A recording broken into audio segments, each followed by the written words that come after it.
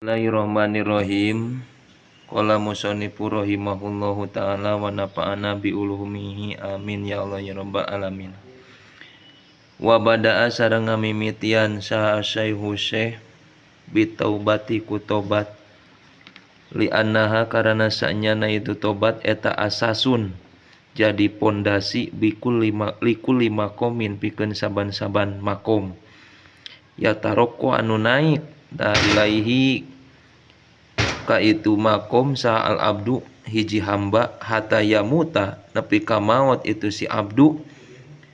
Jadi dimimitian musonib ayeuna ku bahasan tobat teh sabab tobat jadi pondasi naikna si hamba di payeuneun Allah ku ayeuna tobat nepi ka maut na eta si hamba.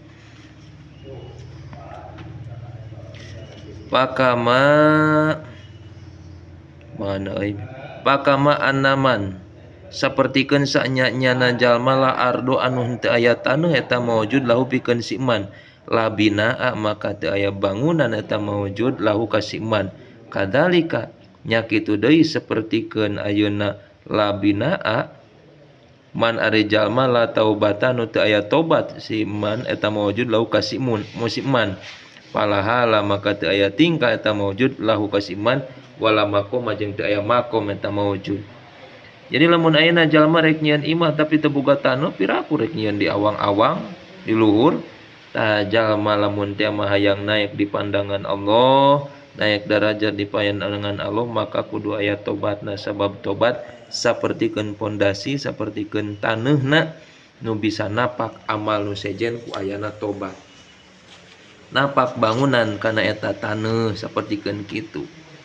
Wa min kalamihi meta tetep tina sawarena kasawuran ulama man ari lapad man sing sajalma ahkama nu ngahukuman si man makoma taubatihi kana makom tobatna si man hafado maka ngaraksa huka si man sa Allah Gusti Allah taala min sairi syawaibi tina sasesana pirang-pirang anu nyampuran ikhlas allati anu fil a'mali dina pirang-pirang amal.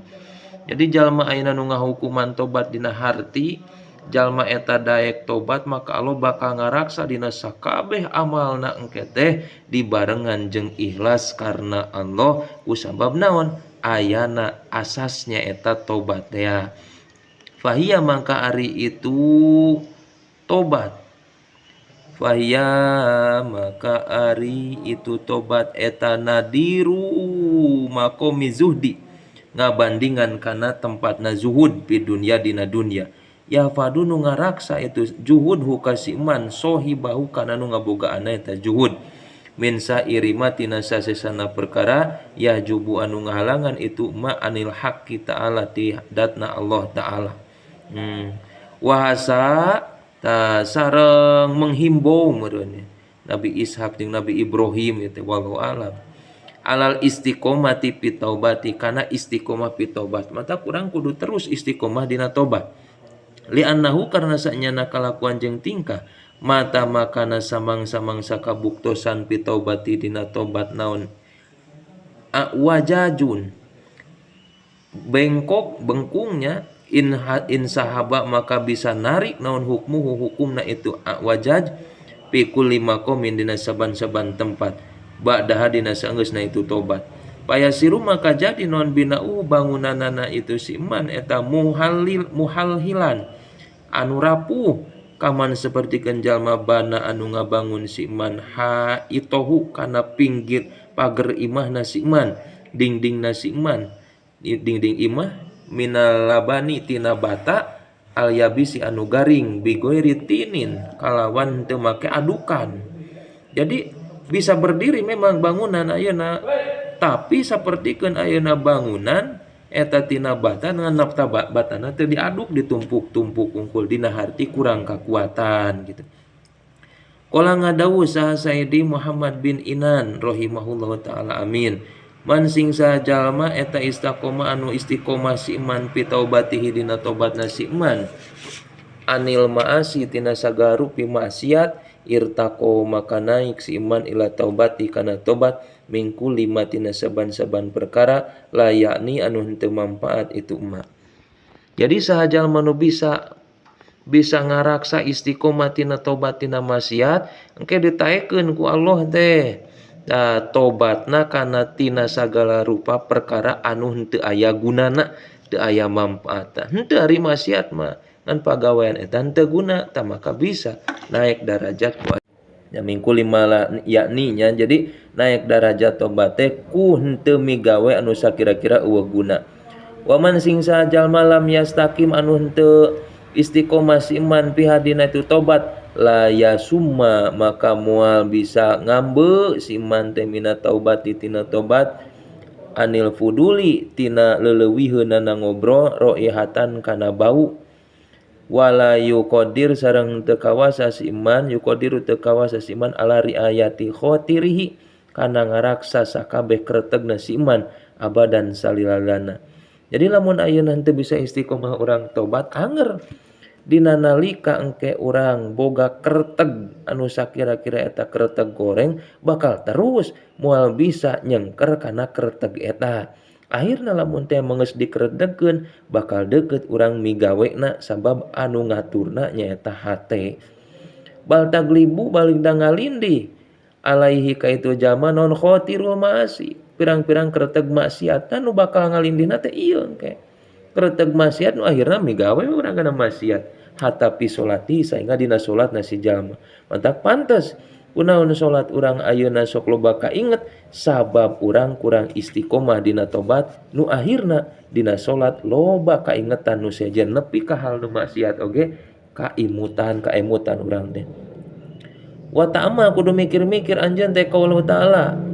lil masumi kadat anu diraksa tina dosa al akbari anu agung nyaeta Kanjeng Nabi Muhammad sallallahu alaihi wasallam pastaqim maka kudu istiqomah anjeun kama umirta sebagaimana diutus diparentah kami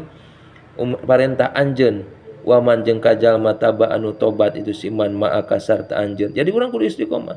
urang di istiqomah dina sagala rupa khususna tobat jeung jalma anu dititah ku urang tobat kudu bener-bener istiqomah bebangerangan jeung urang sadayana pamaro maka marentau kasiman salatu Gusti Allah taala bil istiqomati ku istiqomah fi taubati dina tobat waman sing sajalma tabanu tobat siman ma'ahu sarta si nabi min jami' atba'ihi tina sakabehna pengikut-pengikut nabi wa ummatihi sareng umat-umatna nabi waman sareng kajalma nya qala wa qala ngadawu sahidi alil khawas rahimahullah taala amin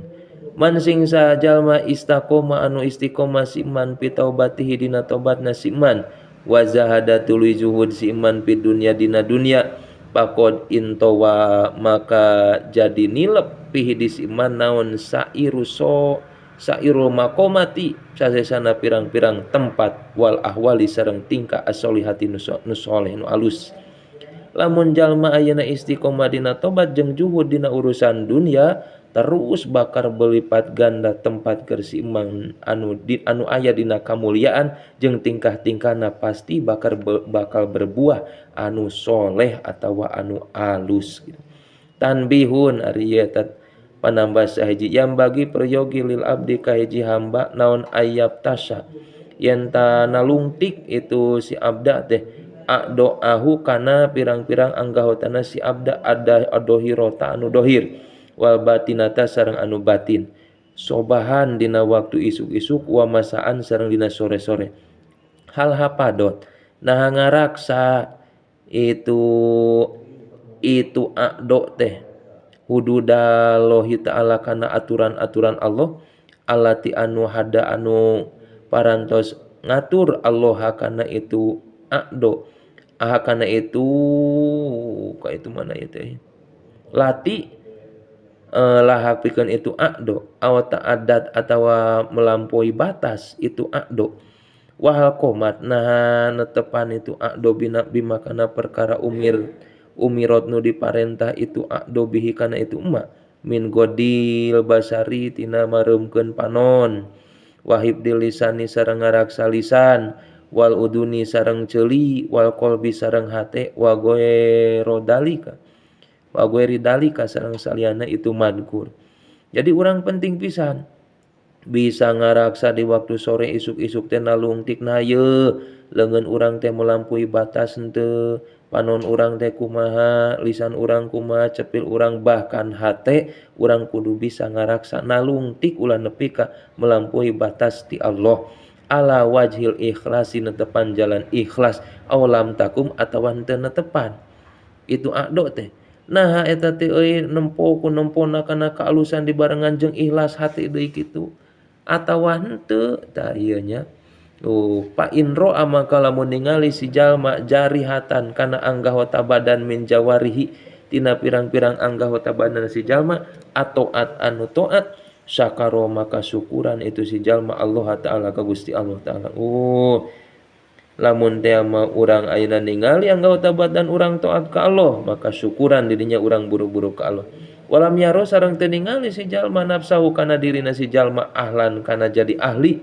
lidzalika kana itu atoat wa in ro'a sareng lamun ningali si jalma hakana itu ado talahadot talatohot anu bobolokot itu ado bimasiatin kana maksiat minal maasi tina pirang-pirang maksiat akhoda maka tandang tatawa nyokot si jalma fil nadmi dina nalangsa wal istighfari jeung dina menta hampura jadi lamun urang ningali ye leungeun geus dipake anu suku dipake anu buru-buru urang istighfar ka Allah nalangsa ulah nepi ka ngalakukeun sapertikeun kitu deui ya Allah beratna luar biasa ieu teh urang kudu istiqomah tobat teh kieu sumaya syukuru tu syukuran si jalma Allah ka Gusti Allah wa ta'ala idza lam yuqaddir di mana-mana mastikeun Allah alaihi ka itu jalma aksaro kana leuwih loba mintil ka maksiat tina itu maksiat lamun urang bisa kawasa taat leuwih loba tinimbang maksiat maka urang buru-buru syukuran dirinya bari istighfaran tah tina maksiat urang walam yubtal sareng teu diraksa naon jawari huhu anggahotana si jalma alati anu asot nu maksiat itu jawari bil amrodi ku pirang-pirang panyakit